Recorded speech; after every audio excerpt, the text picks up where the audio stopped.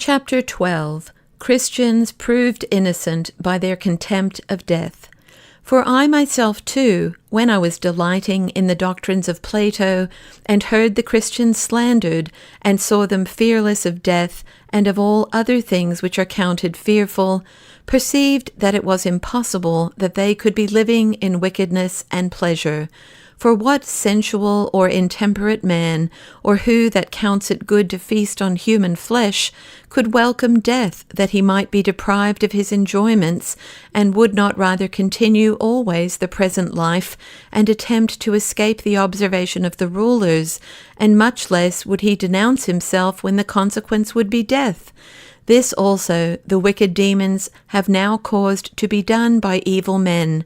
For, having put some to death on account of the accusations falsely brought against us, they also dragged to the torture our domestics, either children or weak women, and by dreadful torments forced them to admit those fabulous actions which they themselves openly perpetrate, about which we are the less concerned, because none of these actions are really ours, and we have the unbegotten and ineffable God as witness both of our thoughts and deeds. For why did we not even publicly profess that these were the things which we esteemed good, and prove that these are the divine philosophy, saying that the mysteries of Saturn are performed when we slay a man, and that when we drink our fill of blood, as it is said we do, we are doing what you do before that idol you honor, and on which you sprinkle the blood not only of irrational animals, but also of men, making a libation of the blood of the slain by the hand of the most illustrious and noble man among you, and imitating Jupiter and the other gods in sodomy and shameless intercourse with woman, might we not bring as our apology the writings of Epicurus and the poets?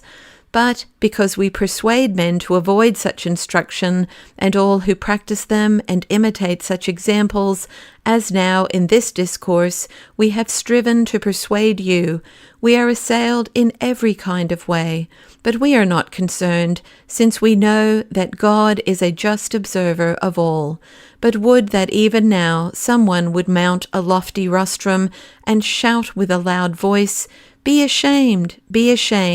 ye who charge the guiltless with those deeds which yourselves openly commit, and ascribe things which apply to yourselves and to your gods, to those who have not even the slightest sympathy with them.